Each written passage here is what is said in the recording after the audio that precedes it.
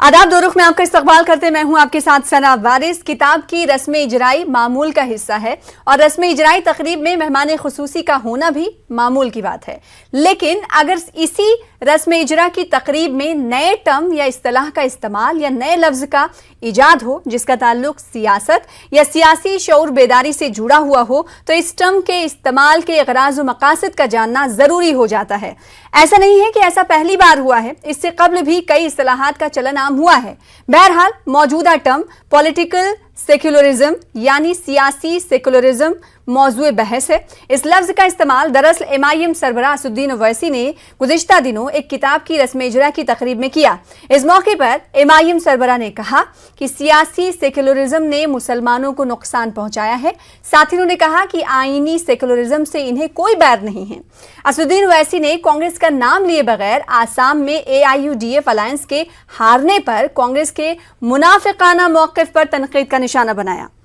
इससे यह समझा जा सकता है कि नाम नेहाद सेकुलरिज्म का चोला ओढ़ने का असदुद्दीन ओवैसी ने कांग्रेस पर इल्जाम आयद किया है। साथ ही इन्होंने मुसलमानों को ताकीद की कि अगर इन्हें भारत को मुस्तहकम बनाना है तो मुस्लिम क़यादत का फैसला लेना पड़ेगा। आज इसी मौजू पर जानेंगे दो सियासी पार्टियों से उनका रुख। प्रोग्राम दो रुख में सबसे पहले दो खास मेहमानों का तारुफ करा दे। मोहम्मद लुकमान नदवी साहब जो कि तर्जुमान हैं ऑल इंडिया मजलिस इत्तेहादुल मुस्लिमीन के, मुंबई से हमें ज्वाइन कर रहे हैं। आपका इस्तकबाल करते हैं हमारे खास प्रोग्राम दो रुख में। साथ ही साथ अंशु अवस्थी साहब जो कि तर्जुमान हैं कांग्रेस के, हमारे दरमियान मौजूद हैं। आपका भी वेलकम करते हैं अपने खास प्रोग्राम में। सबसे पहले असदुद्दीन ओवैसी ने रस्म इजरा की तकरीब में दरअसल सियासी सेकुलरिज्म के बारे में क्या कहा जिसके बाद ये बहस छिड़ गई है, उसे सुनना जरूरी है। सबसे पहले सुन लेते हैं असदुद्दीन ओवैसी का रद्द-ए-अमल।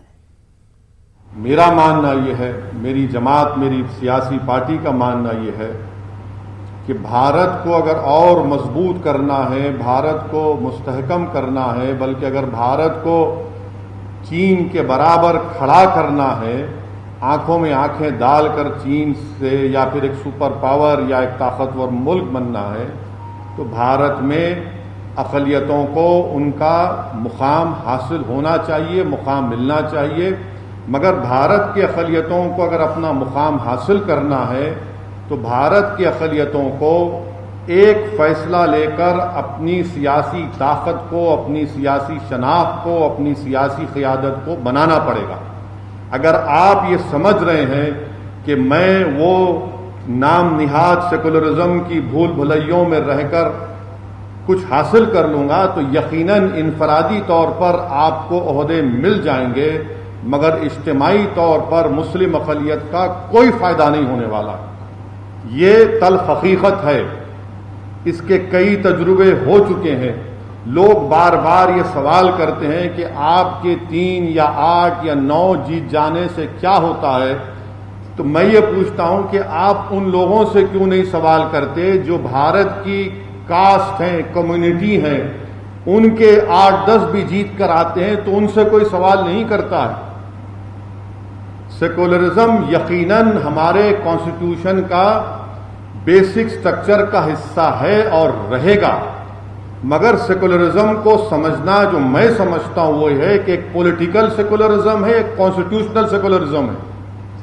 कॉन्स्टिट्यूशनल सेकुलरिज्म पर कोई कॉम्प्रोमाइज नहीं हो सकता, मगर जो पॉलिटिकल सेकुलरिज्म है वो एक मुनाफिकाना तौर पर वो सेकुलरिज्म है जिसको इस्तेमाल किया जाता है। आसाम में अजमल साहब से अलायंस हुआ, आप नहीं जीते तो दाढ़ी वाले और जिसके सर पे टोपी है उस पर जिम्मेदारी लगा दो कि अगर ये नहीं होते तो हम जीत जाते। ये हकीकत है। तो आज इसी मौजू पर हम बातचीत करेंगे। मोहम्मद लुकमान नदवी साहब और साथ ही अंशु अवस्थी साहब हमारे दरमियान मौजूद हैं। मोहम्मद लुकमान नदवी साहब, आपके पास इस सवाल के साथ आएंगे कि क्या ये माना जाए कि पॉलिटिकल सेक्युलरिज्म इस्तिलाह या टर्म का इस्तेमाल MIM के सरबराह असदुद्दीन ओवैसी ने सोच समझ कर किया, या फिर वो मानते थे कि ये मौका है, इसी मौके की मुनासिबत को देखते उन्होंने इस लफ्ज़ का इस्तेमाल किया? क्या वो जानते हैं और क्या वो चाहते हैं कि हर प्लेटफॉर्म से MIM ये बात करती रही है कि मुसलमानों को एक होना चाहिए, मजलिस इत्तेहादुल मुस्लिमीन का मकसद भी यही रहा है, लेकिन इस पर भी सवाल उठते रहे हैं। आज साफ तौर पर ये जानना चाहते हैं कि इस टर्म के गराज व मकासद पार्टी के क्या हैं आखिर? देखिए, बैरिस्टर असदुद्दीन ओवैसी साहब ने जो बात कही है जी, वो 100% दुरुस्त है। और इसी लफ्ज सेकुलर को इस्तेमाल करके ये तमाम पार्टियां न सिर्फ मुसलमानों को बल्कि मुसलमानों के अलावा दीगर अक़लियतों को भी धोखा देती रही।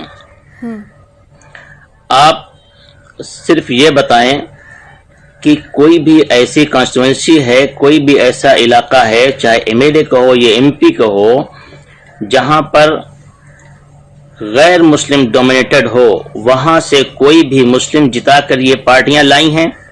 आज तक कांग्रेस या समाजवादी पार्टी या उसके अलावा दीगर पार्टियां कोई जिताकर लाई हैं?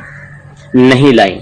इसका मतलब ये होता है कि सेकुलरिज्म का लफ्ज जो ये लोग इस्तेमाल करते हैं, ये वो सेकुलरिज्म है जो इनका अपना गढ़ा हुआ है सियासी सेकुलरिज्म। जो कॉन्स्टिट्यूशनल, जो दस्तूरी सेकुलरिज्म है, उस पर तो असद साहब ने क्लियर कह दिया, उस पर कोई समझौता नहीं, कोई कंप्रोमाइज नहीं, वो हमारे कॉन्स्टिट्यूशन की बुनियाद है।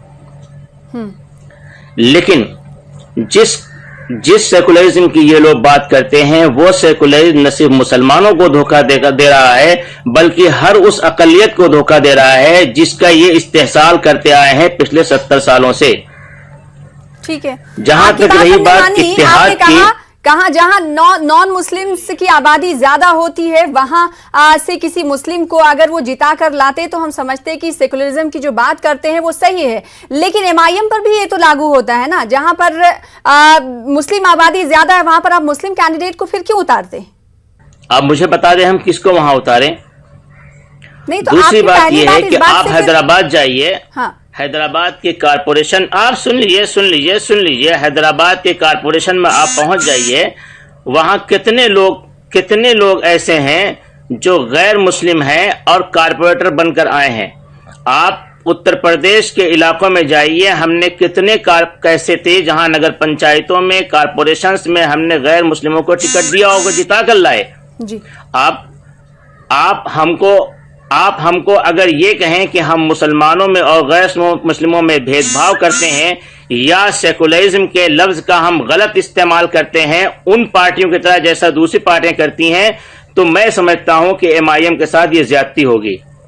ठीक है, अंशु अवस्थी साहब, सीधे तौर पर कांग्रेस का नाम लिए बगैर बैरिस्टर असदुद्दीन ओवैसी ने भी कहा, जिनका रद्देमल कुछ देर पहले हमने आपको सुनवाया था, और साथ ही मोहम्मद लुकमान नदवी साहब का ये कहना है कि एक अच्छे खासे वक्त तक ये तमाम पार्टियां जिसमें कांग्रेस भी शामिल है, सेकुलरिज्म का चोला ओढ़कर मुसलमानों को ठगती रही है और उनको मसीहा खुद को बताती रही है अपना। देखिए, जो भी जाति और धर्म की राजनीति करने वाले राजनीतिक दल हैं, कांग्रेस उनको अखरती है। कांग्रेस को लेकर उनकी जो शिकायतें हैं वो मैं जायज मानता हूं, क्योंकि कांग्रेस पार्टी जाति और धर्म की राजनीति तो करती नहीं। हम तो चाहते हैं कि देश में नवरत्न कंपनियां बने, नौजवानों को रोजगार मिले, चाहे वो हिंदू हो या मुसलमान हो या किसी भी धर्म के हो, सभी पढ़े लिखे। इसके लिए हमने सर्व शिक्षा अधिकार, आरटीई, भोजन का अधिकार, हम हेल्थ पे बात करते हैं। लेकिन जो ये पार्टियां हैं, इनके पास कोई विजन नहीं है, न यंगस्टर्स के लिए है, वो चाहे माइनॉरिटी से आते हों या हिंदू धर्म के लोगों से आते हों।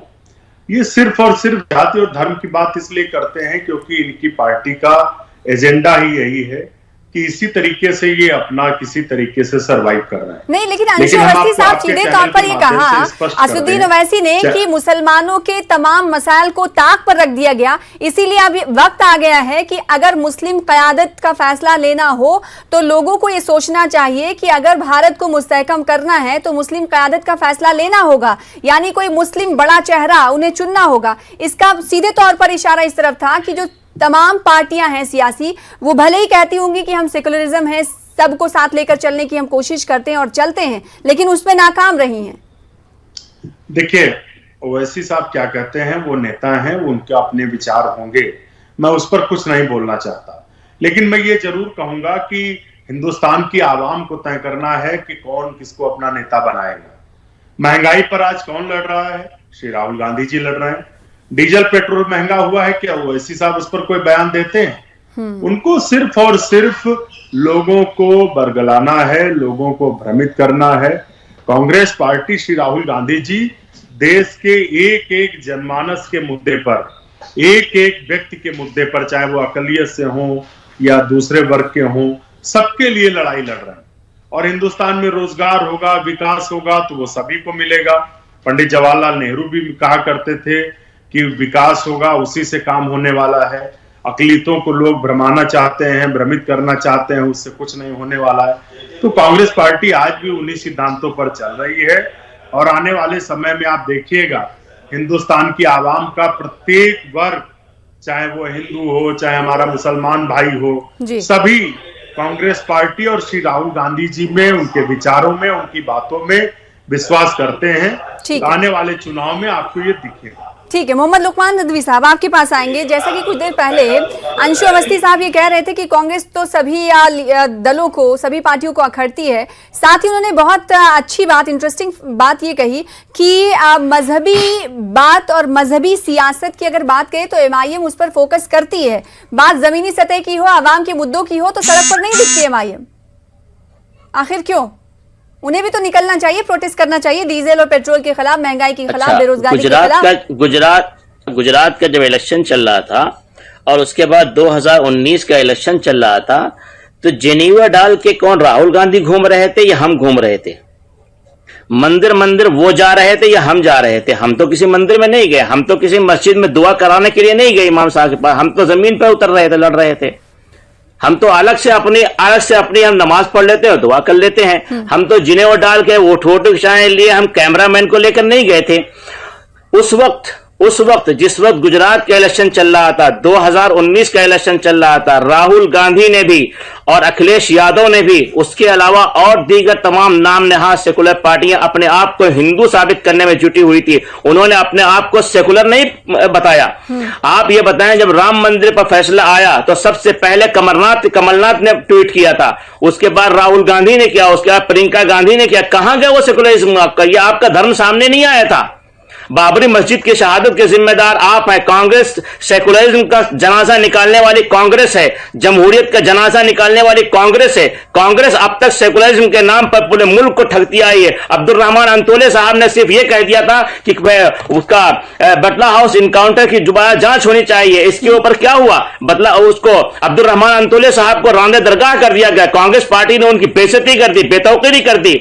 अब अवस्थी साहब ये मुझे ये बताएंगे, सिर्फ ये इनसे पूछना चाहता, मेरा एक सवाल है, क्या ये बताएंगे कि बटला हाउस इनकाउंटर सही था या गलत? ये एक जवाब दे दे मुझे। अंशु अवस्थी साहब, देखिए लुकमान साहब क्या कह रहे हैं ये एक अलग बात है। मैं तो यही कहूंगा कि मैंने जो पढ़ा है कि मजहबी झगड़े होते वो मजहबी नहीं होते, दरअसल उनका कोई ना कोई राजनीतिक मकसद होता है। मैंने क्या कहा कि राजनीति में लोग किस लिए आते हैं वो तय करके आते हैं। कांग्रेस पार्टी राजनीति में लोगों की आवाज उठाने के लिए, जो पीड़ित हैं उनकी लड़ाई लड़ने के लिए आई है। बटला इनकाउंटर को लेकर बिल्कुल स्पष्ट है उस समय कांग्रेस की सरकार। इसका मतलब ये समझा जाए, अवस्थी साहब आप मेरे बड़े हैं, मैं आपका सम्मान करता हूं, लेकिन आप मुझे ये बता दें, कांग्रेस पार्टी जो 1885 में बनी थी, एक क्रिश्चियन ने बनाया था कि क्रिश्चियन ने अपने मकसद के लिए बनाया था उसको? देखिए मुझे लगता है कि लुकमान साहब अच्छे वक्ता हैं, लेकिन शायद उनको कांग्रेस के इतिहास के बारे में पूरी जानकारी नहीं है। सन 1885 में कांग्रेस की स्थापना करने वाले व्योमेश चंद्र मुखर्जी पहले राष्ट्रीय अध्यक्ष थे, बंगाल के रहने वाले थे। महासचिव थे A.O. ह्यूम, और उसके साथ साथ सन गोकुलदास राष्ट्रीय अध्यक्ष थे, फाउंडर नहीं थे। वो राष्ट्रीय अध्यक्ष थे, फाउंडर नहीं थे जनाब फाउंडर नहीं थे वो। आपको नहीं पता है, आप पढ़ लीजिए दोबारा। हम 1885 से अब तक जो एक लंबा सफर तय करते हुए आए हैं और लोगों के दिलों में जो प्यार कांग्रेस पार्टी के लिए रहा है वो इसीलिए रहा है कि हम लोगों की आवाज बनते हैं, हम लोगों की लड़ाई लड़ते हैं, पीड़ितों की लड़ाई लड़ते हैं। वो अकलियत से हमारे भाई हों या हमारे दूसरे वर्ग के लोग हों। कभी भी हम सिर्फ जाति और धर्म की बात नहीं करते, क्योंकि जाति और धर्म के सहारे अभी कुछ देर पहले मोहम्मद लुकमान साहब कह रहे थे, और ये सच्चाई भी है। ऐसी तस्वीरें हमने देखी थी कि मंदिर टेम्पल रन बहुत मौजूद बहस था। राहुल गांधी मंदिरों का दौरा कर रहे थे, तो क्या ये माना जाए कि कौन पूरा हिंदू है और कौन कम हिंदू है? तो क्या इस सर्टिफाइड करने के लिए कांग्रेस ने कोशिश नहीं की? देखिए आप समझिए कि सेकुलरिज्म का मतलब ही यही है कि हम अपने भी धर्म का सम्मान करें और दूसरे के भी धर्म का सम्मान करें। हमारे लुकमान भाई शायद इस बात को भूल जाते हैं कि सेकुलरिज्म का असली मतलब यही है कि हम अपने धर्म पर भी गौरवान्वित हों, हमें गर्व होना चाहिए, लेकिन हम दूसरे के भी धर्म का उतना ही सम्मान करें। क्या इस देश में जो लोग दूसरे लोग मॉब लिंचिंग गुजरात इलेक्शन के बाद से हमने राहुल गांधी को कभी चिन्ह डाले हुए नहीं देखा। सवाल करता हूं, एक सवाल है मेरा आपके माध्यम से लुकमान भाई से जी। इनकी AMIM पार्टी, ओवैसी साहब और लुकमान साहब कभी भारतीय जनता पार्टी की बुराई क्यों नहीं करते? कभी महंगाई को लेकर ये बुराई क्यों नहीं करते? अभी कहा जा सकता है कि आप आया ऊंच पहाड़ के नीचे। लुकमान साहब, मेरा सवाल आपसे यही होने वाला था। भारतीय जनता पार्टी का बी टीम आपको कहा जाता है और बार बार सवाल किया जाता है कि आप फ्रंट फुट पर आकर भारतीय जनता पार्टी की बुराई आखिर क्यों नहीं करती है? कौन टीम है? लेकिन मैं तो कहूंगा कि सरकार की बुराई कभी नहीं करते, उस व्यक्ति की बुराई आपको मालूम है, आपको मालूम होना चाहिए। आप सुन लीजिए अवस्थी साहब आप सुन लीजिए, आप हमारे बड़े हैं, हमारे मोहतरम हैं, हमारी बात सुन लीजिए। भारतीय जनता पार्टी की जहां तक बात है, जितना असदुद्दीन ओवैसी साहब जितना मजलिस भारतीय जनता पार्टी के खिलाफ बोलती है और उसकी तमाम कमियों को गिनाती है, उसके तमाम आयबों को गिनाती है, उसकी तमाम जो मुल्क के खिलाफ, अवाम के खिलाफ पॉलिसियां हैं, उन पर बिल्कुल प्रैक्टिकल डेटा लेकर बात करी। उनके पास एम्पिरिकल डेटा होता है असद साहब के पास, ऐसे लफाजी नहीं करते हैं, वो पूरे डेटा के साथ बात करती है। कांग्रेस का एक आदमी न इस तरह बात कभी कर सकता है और न कर पाएगा, ये बता दो एक बात। दूसरी चीज, जहां तक ये बात है कि असदुद्दीन ओवैसी साहब महंगाई के खिलाफ नहीं बोलते, असदुद्दीन ओवैसी साहब पेट्रोल के खिलाफ नहीं बोलते। अरे भाई, आपने कभी पार्लियामेंट में उनको बोलते हुए नहीं सुना? आपको बोलना चाहिए। क्या मॉब लिंचिंग में जो ये तो आपकी कर्म फरमाइयां हैं साहब, विपक्ष में ये तो आपकी कर्म फरमाइयां हैं, ये तो आपकी कर्म फरमाइयां हैं। आप दोनों एक साथ आप दोनों बोलेंगे, आप दोनों एक साथ बोलेंगे। अवस्थी साहब हमारी बात मुकम्मल हो जाए दीजिए। एक सेकंड आपको रोकना चाहूंगा। लुकमान साहब, ठीक है, पार्लियामेंट सुन लीजिए अवस्थी साहब, पार्लियामेंट एक ऐसा मकाम है जहां पर आवाम के मुद्दों को उठाया जाता है, नुमाइंदे जो होते हैं वहां पर। लेकिन सवाल ये उठता है, तो क्या सड़कों पर नहीं उतर सकती MIM पार्टी? अब तो आप हर जगह खुद को विस्तार कर रहे हैं, बढ़ा रहे हैं सड़कों पर। आपने इसका मतलब ये है, आपने इसका मतलब ये है, हमारी मुंबई की आपने कारकर्दगी नहीं देखी है। अरे काश कांग्रेस करती, कांग्रेस ही तो नहीं करती है, कांग्रेस ही तो बीजेपी को पाल रही है, कांग्रेस ही तो पूरे मुल्क में बीजेपी जो आज तांडव मचा रही है, इसका कांग्रेस की ही देन है। आप 2004 में जो कांग्रेस जीत कर आए थे, मैं 90% से ज्यादा मुसलमानों ने इनको जिताया था, वोट दिया था, वो इस वादे के साथ आए थे कि गुजरात के कातिलों को सजा मिलेगी। लेकिन गुजरात के कातिलों को कांग्रेस पार्टी ने पाला और पाल के आज मुल्क के ऊपर मुसल्लत कर दिया। कहते हैं ये बहुत बड़ा इल्जाम कांग्रेस पार्टी पर। देखिए, मैंने क्या कहा कि जो लोग भी मजहब की बात करते हैं, राजनीतिक लोग, वो मजहब के। लुकमान साहब लौटूंगी आपके पास, एक सेकंड। अंशु साहब का वक्त है, एक सेकंड। मुझे आप ये बताइए कि बिहार में हमारा इतना मजबूत जो महागठबंधन था, वो चुनाव लड़ रहा था बीजेपी के खिलाफ, लेकिन आप बताओ कि उसको ताकत किसने पहुंचाई? अलग से लड़कर महागठबंधन को कमजोर करने का काम किसने किया? ओवैसी साहब ने किया। अरे तो वो तो कह रहे थे कि हमने कांग्रेस को फोन किया, हमें अछूत समझती थी ये पार्टियां, हमें शामिल नहीं करना चाहती थी महागठबंधन में। आपने कहा महागठबंधन बनाया था, आपने महागठबंधन कब बनाया था? अंशु साहब एक सेकंड, लुकमान साहब एक सेकंड। महागठबंधन तो हमने बनाया था। अंशु साहब, असदुद्दीन ओवैसी की वो बात आपको याद होगी मेरे ख्याल में, कि जब वो ये कह रहे थे कि इत्तेहाद को लेकर, गठबंधन को लेकर मैंने कई पार्टियों से बातचीत की है, लेकिन तमाम पार्टियों ने उन्हें अछूत माना और उसके बावजूद भी पार्टी का प्रदर्शन, कारकर्दगी अच्छी रही बिहार में। आपसे ओपनिंग डिबेट में भी कही थी सना जी, अब भी कहता हूं, आपका बहुत प्रतिष्ठित चैनल है, देश के करोड़ों लोग देखते हैं। राजनीतिक लोग अगर राजनीतिक मुद्दों पर बात ना करें, लोगों के मुद्दों पर बात ना करें, जो कि मुद्दे हैं, महंगाई है, बेरोजगारी है, अगर वो धर्म और जाति पर बात कर रहे हैं, तो वाकई में जो देश की आवाम है उसके हितैषी नहीं हो सकते। ये बात तय है। वही काम भारतीय जनता पार्टी भी कर रही है साहब, वही काम साहब मेरे बड़े भाई अवस्थी साहब है, मेरे बड़े भाई अवस्थी साहब, लड़ाई लड़ते हैं। अगर सेकुलरिज्म पर बात करना करते धर्म हैं, की बात है तो बेरोजगारी कहां की से बात आप ये करते इसका हैं, तर्क लाते हैं जो भाई? महिलाओं के ऊपर अत्याचार अंशु हो रहा साहब है, सुन उस पर लीजिए, बात- बहुत अहम बात मोहम्मद लुकमान नदवी साहब ने कही है कि सेकुलरिज्म उस पर पर बात बात करना, अगर उसको मजहब से छोड़ दिया जाए तो ये सेकुलरिज्म का कौन सा फॉर्मूला है? नहीं, मैंने क्या कहा कि पॉलिटिकल लोग अगर पॉलिटिकल बात नहीं करते, इश्यूज आप पे बात नहीं देखिए करते, देखिए आवाम के सेकुलरिज्म, इश्यू पे बात आप नहीं जब करते, सेकुलरिज्म की इस बात करते को हैं तो आप आवाम के मजहब की इश्यू बात न लोगों करें। को समझना हो। बिल्कुल। अंशु साहब, आप जवाब से शायद बच रहे हैं मेरे ख्याल में। ना भाई जेन्यू डाल के आप घूम रहे हैं और हमें आप इल्जाम दे रहे हैं। ऐसी कोई बात अच्छा नहीं। ठीक है, ठीक है, आप ये बताइए अंशु साहब, देखिए लुकमान साहब आपके पास लौटूंगी। अंशु साहब ये मैं बताइए, अनुरोध कर रहा हूं अंशु जी एक लुकमान भाई को जब सेकंड, मौका अंशु दें। जी ये बताइए आखिर ऐसा क्या हुआ, कई पार्टियां जिसमें कांग्रेस भी शामिल है, तो एमआईएम को ये कहना पड़ रहा है कि ये तमाम पार्टियां सेकुलरिज्म का लिबादा ओढ़े हुए दरअसल आवाम को बेवकूफ बना रही हैं, इनके मसीहा है ही नहीं, आखिर देखिए, क्यों? अभी आपने कहा कि ओवैसी साहब ने कहा था कि हमको लोग अछूत मान रहे हैं। मेरी जानकारी है कि यहाँ पर वो एक ओम प्रकाश राजभर जी के साथ गठबंधन बना रहे हैं ओवैसी साहब। ओम प्रकाश राजभर की अभी बीजेपी के प्रदेश अध्यक्ष से बात हुई है। ओम प्रकाश राजभर जी ने ऑन एयर मीडिया से कहा है नहीं, कि वो हमारे गठबंधन का गठबंधन बीजेपी से खत्म हो चुका है, वो समझौता गठबंधन खत्म हो चुका है। लोगों ने पूछा क्या ओवैसी की भी पार्टी शामिल होगी? उन्होंने कहा बिल्कुल, बीजेपी के गठबंधन में ओवैसी जब हमारे गठबंधन में है तो उनकी भी पार्टी शामिल होगी। तो जो अछूत को लेकर बात है, ये तो बात समझ में आ तो गई। इसका मतलब ये है कि आप वन साइड सुनते हैं, आपका एक कान सुनता है, दूसरा कान नहीं सुनता, इसका मतलब ये है।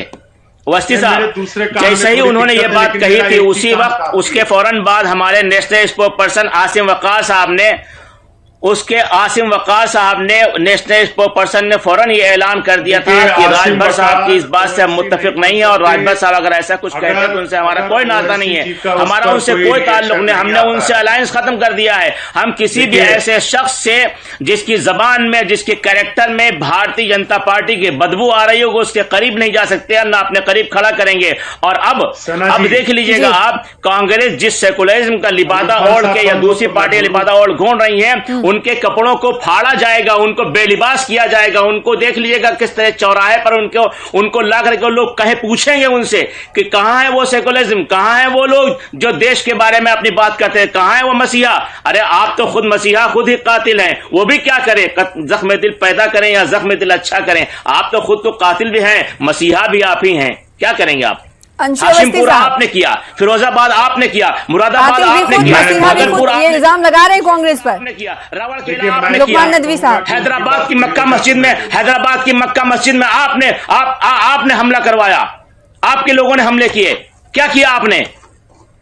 दिल्ली की जामा मस्जिद को आपने उजाड़ा, मीना बाजार को आपने उजाड़ा, इनको शांत कराइए। और फिर भी आप सेकुलर हैं, फिर भी आप मसीहा हैं। जवाब भी ले लेने दीजिए एक सेकंड। हाँ अंशु साहब, देखिए मैंने ओपनिंग में ही कहा, आसिम वक़ार ओवैसी नहीं हो सकते। बोलने दीजिए, हमारे बड़े हैं, वो बोलेंगे भाई। जी की बात पर ओवैसी जी की कोई रिएक्शन नहीं आता है, ओवैसी जी कुछ नहीं बोलते हैं। ओम प्रकाश राजभर जी कहते हैं हमारा गठबंधन ओवैसी की पार्टी के साथ, बीजेपी के साथ जा रहा है। हमने पहले ही कहा कि मजहबी झगड़े मजहबी नहीं होते, उनके राजनीतिक मकसद होते हैं ओवैसी साहब और उनकी पार्टी। इसलिए कांग्रेस अच्छा इसमें मैं एक सवाल, अवस्थी साहब मुझे माफ कीजिएगा, मैं बहुत सुनिए बात खत्म हो जाए। नहीं आप सुन लीजिए एक छोटी सी बात, मुझे माफ कीजिए। तमाम मसाइल की जननी कांग्रेस को ही मानती है एमआईएम। देखिए मैंने पहले ही कहा कि जो भी एमआईएम है या इस तरीके की जो पार्टियां जो सिर्फ धर्म और जाति की बात कर रही हैं, इनके पास आवाम के नौजवानों के लिए कुछ भी नहीं है। ये नहीं बात करना चाहते कि आवाम के नौजवान कैसे आगे बढ़े, कैसे उनका डेवलपमेंट हो, इनके क्या इश्यूज हैं। इसीलिए तो वो कह रहे हैं कि मुस्लिम क़यादत, मुस्लिम लीडरशिप को सामने आना चाहिए, क्योंकि दीगर पार्टियां कभी बात ही नहीं की। वो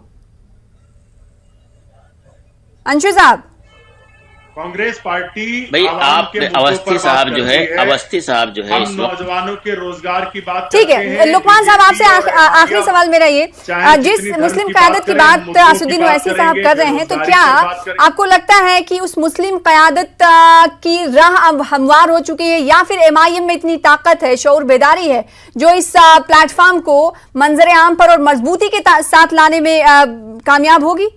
आपने जो सवाल किया है, मैं बता दूं आपको, इस मुल्क के अंदर जितने भी महरूम और मजलूम लोग हैं, चाहे वो मुसलमान हो या हिंदू हो या दूसरी कास्ट के लोग हों, जिसके अंदर ये दलित भी हैं, SC ST भी हैं, ये सारे के सारे लोग इस वक्त मुत्तहिद हो रहे हैं। और असदुद्दीन, लेकिन नहीं, असदुद्दीन ओवैसी साहब ने सिर्फ मुस्लिम क़यादत की बात की, जिसके बाद ये मौजू खड़ा हुआ कि आखिर मुस्लिम क़यादत की ही बात क्यों की जा रही है, और आपकी पार्टी ऑल इंडिया मजलिस इत्तेहादुल मुस्लिमीन के नाम पर ही तनाज़ा रहा है हमेशा से। तो अब जैसे आप कह रहे हैं कि उसमें अक़लियत भी होंगे, दलित भी होंगे, दूसरे तबके के लोग होंगे, जाहिर सी बात यह है कि सबसे ज्यादा मुसलमानों को इग्नोर किया गया, उनको पिछड़ा बनाया गया। सच्चा कमेटी की मुसलमानों को हाशिए पर ला दिया गया, इसीलिए वक्त अब आ गया है कि मुस्लिम क़यादत की जरूरत है। बेहद शुक्रिया अदा करना चाहेंगे दोनों खास मेहमानों का, वक्त की बेहद कमी है। फिलहाल इसी के साथ मुझे दीजिए इजाजत, कल फिर बड़े मुद्दे के साथ होंगे हाजिर, तब तक के लिए आदाब।